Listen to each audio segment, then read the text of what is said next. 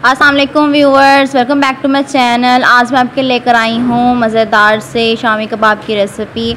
ऐसी रेसिपी आपने पहले कभी नहीं ट्राई की होगी। आज हम बनाने जा रहे हैं रेशादार शामी कबाब की रेसिपी।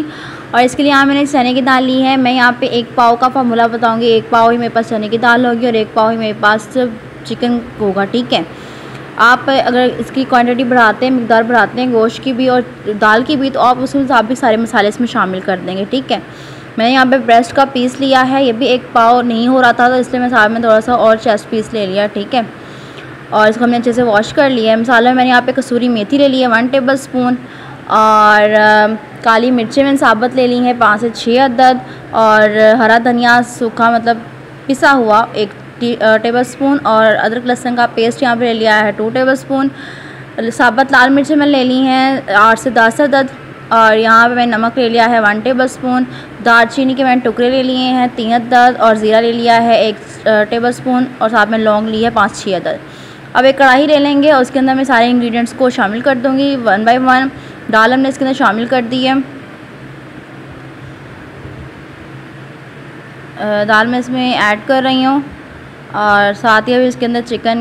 यहाँ पे आप रेशे जो बनते हैं चिकन के, इसमें आप गड़बड़ कहाँ पे हो जाती है, आपसे गलती हो जाती है कि आप कितने ज़्यादा पानी शामिल कर देते हैं। रेशादार अगर आपने शामी कबाब बनाने हैं एग्जैक्टली, तो उसके लिए आपको पानी की यहाँ पे जो है मिकदार, अगर 1 पाव है तो उसके मुताबिक मैं आपको बताऊँगी कि आपने कितना गिलास में पानी शामिल करना है। ठीक है, इस तरह होता है कि पानी ज़्यादा हो जाता है और आपके कबाब जो होते हैं वो सही तरीके से बन नहीं पाते, ढीले हो जाते हैं। इसके अंदर मैं यहाँ पे 1 पाव मेरे पास चिकन है, 1 पाव मेरे पास दाल है, इसलिए मैं यहाँ पे 1 गिलास पानी ले रही हूँ। ठीक है,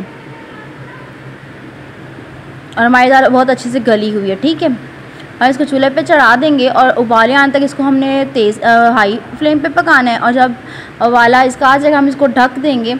और अब मैंने यहाँ से चिकन जो है वो निकाल लिया, क्योंकि वो रेडी हो गया हुआ था ढक के पक के। और बाकी दाल को हम उसका पानी खुश्क होने के रख देंगे। चिकन को हम इस तरह से बेलन पे करेंगे। मैं चाहती तो इसको मैं हैमर के ज़रिए भी इसकी कर सकती थी रेशे, लेकिन मैंने इसको इस तरह से किए। इस तरह से बहुत ही अच्छे यूनिक रेशे जो हैं वो रेडी होते हैं। ठीक है, तो दाल जो थी हमारी बिल्कुल तैयार हो गई हुई थी, और इसको मैंने अच्छे से जो है हाथों से मसल दिया, और ये हाथों से तैयार होगी, हमें किसी मिक्सी में डालने की ज़रूरत ही नहीं पड़ी। तो इसके अंदर मैंने यहाँ पे ऐड कर लिए हैं चिकन। ठीक है, जो कि हमारे रेशेदार बन गए हुए थे। ये रेसिपी में और मेरी मदद बना रही हैं। ठीक है, दोनों मिलकर। यहाँ पे हम इसके अंदर शामिल करेंगे हरा धनिया, जो मैंने यहाँ पे अच्छे से चॉप कट कर लिया था। साथ ही प्याज 1 बड़ी शामिल कर दी चॉप कट, और 1 यहाँ पे टेबल स्पून मैंने डाल दिया कॉर्नफ्लोर का बाइंडिंग के लिए। ठीक है, ये शामी कबाब आपने रेसिपी ज़रूर ट्राई करनी है, बहुत ही मज़े की बननी है।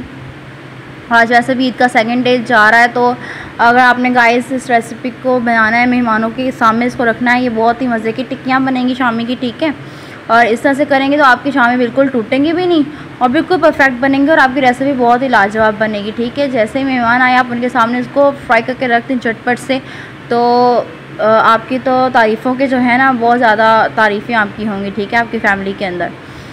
तो आप इस रेसिपी को ज़रूर ट्राई कीजिएगा। और अगर आप अभी तक मेरे चैनल पर न्यू हैं, देखिए मैंने सारे कबाब्स को जो है रेडी कर लिया। और अगर आप मेरे चैनल पर न्यू हैं तो मेरे चैनल को सब्सक्राइब नहीं किया हुआ, तो काइंडली मेरे चैनल को ज़रूर सब्सक्राइब कर लें। मैं यहाँ पे 1 अदद अंडा ले रही हूँ, जिसको हम फेंट लेंगे। हम इसको अंडे में डिप करके ही यहाँ पे हम इसको फ्राई कर लेंगे। अगर इनकी जो लॉन्ग लाइफ, हम इनकी लाइफ की बात करें, तो ये हमारे जो शामी कबाब हैं, इनको आप पूरे 1 से 1.5 माह के लिए स्टोर करके फ्रीज़र में रख सकते हैं। ठीक है, बिल्कुल भी ख़राब नहीं होंगे। जब चाहें बच्चों के लंच बॉक्स में फ्राई करके रख लें, बच्चों को स्नैक्स के लिए दे दें। बच्चे लंच बॉक्स में इसको बहुत मज़े से इंजॉय करेंगे। सैंडविच बना के दें इनको टिक्की को रख कर। तो ये देखिए दूसरी साइड से मैंने इसको पका लिया था। अब इसको दूसरी साइड मैंने चेंज कर लिए, उसको हम इस साइड से ही पका लेंगे।